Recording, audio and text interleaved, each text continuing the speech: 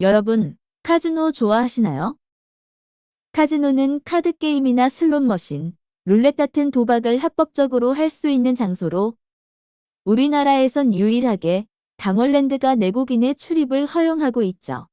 정선 카지노라고도 불리는 이곳은 80년대 말 석탄 산업이 쇠퇴하자 경제가 몰락한 강원도 지역을 관광특구로 육성하기 위해 조성된 카지노 테마파크인데요. 2000년 스몰 카지노 호텔을 시작으로 2003년 메인 호텔이 완공됐고 이후 하이원 골프장과 스키장, 워터월드 등이 연달아 개관되며 어른들만의 놀이터가 아닌 남녀노소 누구나 즐길 수 있는 멀티 테마파크로 자리 잡게 되죠. 이처럼 호텔 안의 숙박시설은 물론 카지노와 놀이공원 등 각종 엔터테인먼트 시설이 복합된 형태를 카지노 호텔 또는 카지노 리조트라고 하는데요. 카지노 호텔의 역사는 미국의 라스베이거스가 황량한 사막이던 19세기로 거슬러 올라갑니다. 서부 개척이 한창이던 1829년 스페인 탐험가가 사막의 한가운데서 오아시스를 발견하며 라스베이거스는 캘리포니아로 가는 길목에 오아시스 마을로 출발했는데요. 당시 유럽의 개척자들은 전통 게임을 미국으로 가져왔고 게임을 할 때마다 내기를 걸며 점차 도박의 형태를 띠게 됐죠. 그때까지만 해도 도박은 미국에서 불법이었는데요. 그러던 1869년 네바다주는 도박의 사행성을 근절하기 위해 합법화를 추진했고 이후 1905년 대륙 횡단철도가 라스베이거스를 지나며 철도 도시로 개발되자 이듬해인 1906년 최초의 카지노 호텔인 호텔 네바다가 문을 열게 됩니다.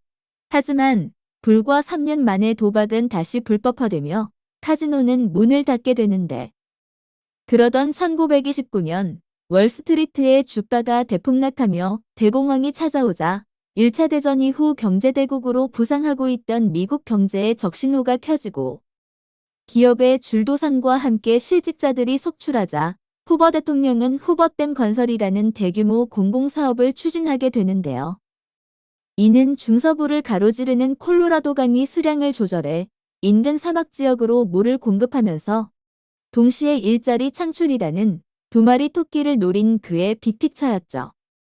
그런데 위험한 공사와 사막지대의 무더운 날씨로 사망자가 속출하고 일이 끝난 후 쉴 공간이 없다는 이유로 남은 노동력마저 도망가버리자 정부에서는 노동자들의 복지를 위해 도박을 합법화하고 카지노 사업을 장려했는데요. 이에 1941년 라스베이거스 최초의 독립형 카지노 단지 엘란초가 개장했고 이후 벅시 시걸이라는 마피아가 호텔 안에 카지노를 들여오며 카지노형 호텔이 본격적으로 유행하기 시작하죠. 그리고 1960년대에는 사업가 하워드 휴즈의 투자로 이 일대 호텔 시설은 더욱 고급화되었고 그 후 1980년대 윈 리조트 그룹의 창립자 스티브 윈이 테마형 호텔을 짓기 시작하면서 라스베이거스는 가족 단위의 모든 연령대가 즐길 수 있는 엔터테인먼트의 도시로 거듭나게 됩니다. 그래서 라스베이거스를 돌아다니다 보면 입장료가 없는 테마파크에 온 것 같은 착각이 드는데요. 나라별 테마로 꾸며진 호텔을 구경하는 재미와 곳곳에서 마주치는 갤러리와 공예품을 보는 맛이 색다르죠. 거리에서는 시간대별로 물쇼와 불쇼가 펼쳐지고 M&M즈와 코카콜라 매장에서는 경제 대국의 브랜딩 노하우도 엿볼 수 있죠.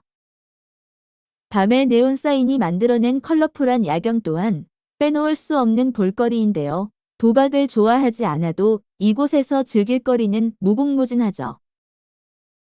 카지노는 분명 중요한 수입원이지만 이곳 사람들은 카지노 하나로 만족하지 않고 다양한 경험을 제공하기 위해 끊임없이 연구했으며 그 결과 유흥과 환락의 도시는 밝은 이미지의 관광도시로 재탄생될 수 있었는데요. 중요한 건 진정으로 즐기는 문화를 조성하는 것이 아닐까요? 그런 마인드라면 도박도 정당화될 수 있지 않을까요? 이상 라스베이거스의 카지노 역사에 대해 알아보았습니다.